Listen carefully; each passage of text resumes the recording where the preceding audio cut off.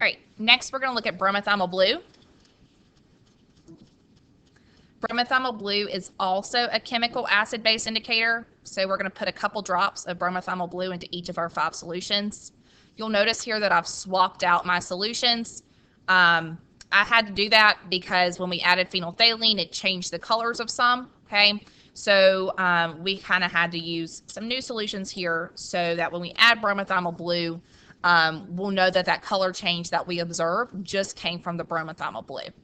These solutions are made from the same stock solutions, okay? They came from the same bottles of solutions as the 5 solutions we were working with initially, okay? They're exactly the same in every way, okay? They contain the same concentrations of each substance.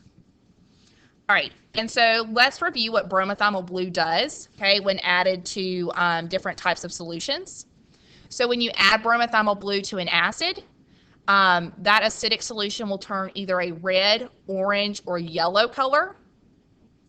If it's a relatively weak concentration of an acid, okay, if you don't have a very high concentration of acid in that solution, the color is going to look more yellow. If you have a really high concentration of acid in that solution, if the solution is very acidic, the color is going to be more red, okay?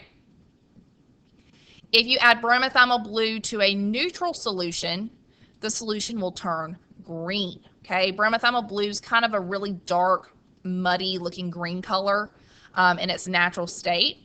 And so when you add bromothymol blue to a neutral solution, it's going to stay about the color that it normally exists as. Okay, so a neutral solution will turn green when bromothymol blue is added to it.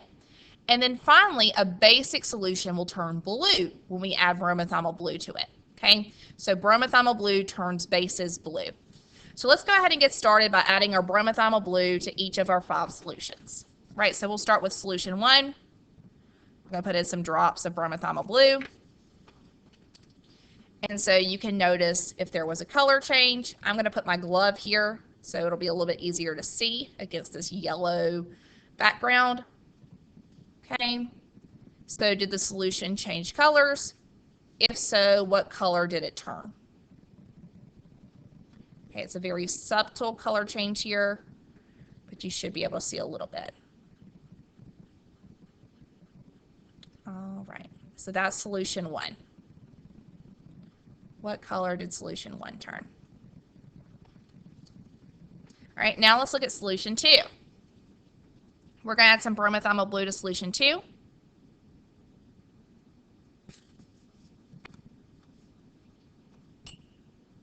Okay, there's solution 2. You're going to record the color solution 2 turned when we added bromothymol blue to it into your data table, okay, under the bromothymol blue column. All right, so you're going to record what color each solution turns when bromothymol blue is added to it in your observation table. Now let's do solution 3. Okay. Pretty dramatic color change there. All right, so you're going to record what color solution 3 turns in your data table. So there's solution 3. Now let's do solution 4.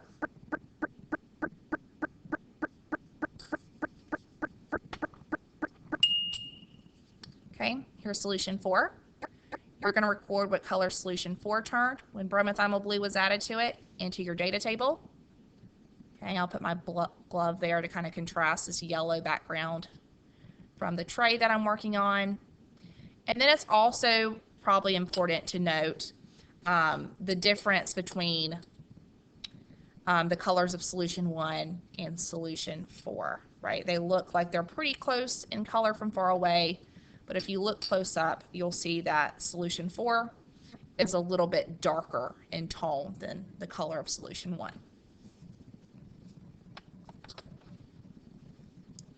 All right, and now let's look at solution 5. So we'll add bromothymol blue.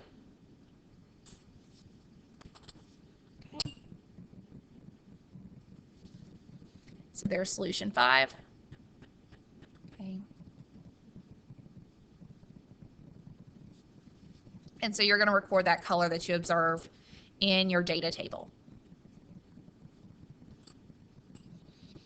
All right, and so now that you have all your data, you're going to determine which substances, which of the 5 substances were acids and which were bases.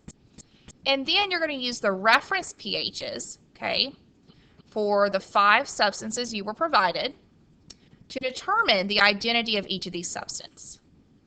So you were given 5 substances in a reference table, and each of those substances corresponds, or each substance corresponds with one of the substances you see here, okay? So you need to use your data to figure out which of these unknown substances is one of the known substances that you're provided in the reference table. And you can use that reference pH to help you. Good luck.